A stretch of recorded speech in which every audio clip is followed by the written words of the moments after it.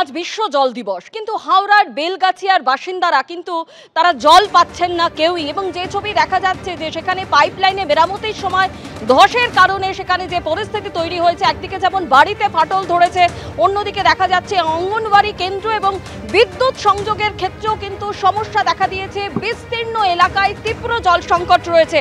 আর দায় ঝাড়তে দুই তত্ত্বমন্ত্রী অরূপ রায় প্রথমে বলেন প্রাকৃতিক দুর্যোগ, পরে বলেন উন্নয়ন করতে গিয়ে বিপর্যয়ের তত্ত্ব। এবং ইতিমধ্যে যেমনটা জানাচ্ছিলাম, হাওড়ার বিস্তীর্ণ অংশ বিদ্যুৎহীন, জলহীন।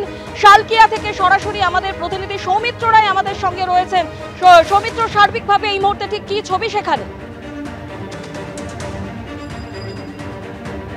দেবস্মিতা, দেখো সার্বিকভাবে এখানে যে ছবিটা, আমি এই মুহূর্তে রয়েছি উত্তর হাওড়া 7 নম্বর ওয়ার্ডের বামুনগাছি এলাকাতে। তুমি দেখতে পাচ্ছ, আমার ক্যামেরা পার্সন প্রীতম চক্রবর্তী দেখাচ্ছে এখানকার বাসিন্দারা জলের জন্য একেবারে হাপিত্তেশ করে অপেক্ষমান। তাদের প্রশাসনের তরফে প্রায় ঘন্টা দুয়েক আগে আশ্বাস দিয়ে যাওয়া হয়েছিল যে জলের গাড়ি আসছে, যে জলের গাড়িগুলো হাওড়া শরৎ সদনে রিফিলিং করা হচ্ছে এবং হাওড়ার বিভিন্ন এলাকায় ছড়িয়ে পড়ছে। কিন্তু যে জলের গাড়ি হাওড়া শরৎ সদন থেকে বিভিন্ন এলাকায় ছড়িয়ে পড়ছে তা একেবারেই পর্যাপ্ত নয়।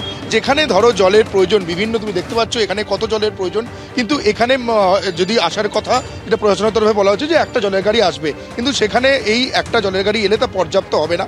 এখানকার স্থানীয় বাসিন্দারা যেমনটা বলছেন যে গতকাল তারা জল পেয়েছেন, পুরসভার তরফে এখানে জল এসেছিল, কিন্তু গতকালের পর থেকে আজ সারা দিন পেরিয়ে গিয়েছে, দুপুর গড়িয়ে বিকেল সন্ধে হয়ে গিয়েছে, এখন গড়িতে বাজে প্রায় 8টা বাজতে যায়, এখনও পর্যন্ত জল আসেনি। এখানকার সাধারণ যারা নাগরিকরা রয়েছেন, বাসিন্দারা রয়েছেন, কতটা জলকষ্টে রয়েছে তুমি বুঝতেই পারছো। এখানে বালতি, ড্রাম বিভিন্ন দিয়ে তারা বসিয়ে রাস্তার মধ্যেই তারা লাইন দিয়ে দিয়েছেন। এবং এখানে যে ছবিটা দেখতে পাওয়া যাচ্ছে যে প্রশাসনের তরফে পিএইচির তরফে পাঠানো জলের পাউচ তারা ডিস্ট্রিবিউট করা হচ্ছে।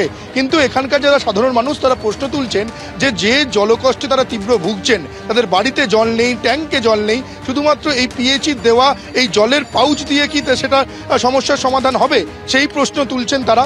কিন্তু এটা দিয়েই তারা যতটা পারছেন এগিয়ে আসছেন এবং এই জলের পাউচ তারা হাতে নিচ্ছেন। কিন্তু এখানকার সাধারণ মানুষরা যেটা বলছেন যে প্রশাসনের তরফে আশ্বাস দেওয়া হচ্ছে যে আগামী একদিন কিংবা দুদিনের মধ্যে মিটিয়ে দেওয়া হবে সমস্যা, কিন্তু সমস্যা এখনো পর্যন্ত মিটছে না। আমি এখানকার যারা স্থানীয় বাসিন্দারা রয়েছে কথা বলবো। গতকাল থেকে জল নেই, এখনো পর্যন্ত আশ্বাস দেওয়া হচ্ছে আসছে, কতটা সমস্যা? অনেক সমস্যা, প্রচুর সমস্যা। জলের জন্য মানুষের প্রচুর সমস্যা হচ্ছে। জল খেতে, খাবার জল নেই, চান করার জল নেই, বাসন ধোবার জল নেই, কিছুই নেই। প্রচুর জলের সমস্যা হচ্ছে। অভিষেক গাঙ্গুলি আছে বলে এই জলের।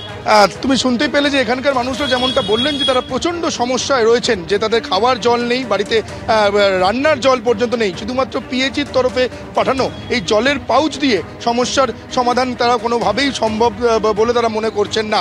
ফলে এই হাওড়ার এই এলাকাতে, শালকিয়ার বামুনগাছি এলাকাতে সাধারণ নাগরিকরা প্রচণ্ড জলকষ্ট তারা ভুগছেন। তারা একটাই বলছেন যে এই সমস্যা থেকে তারা কবে মুক্তি পাবেন সেই আশায় তারা এখন দিন গুনছেন।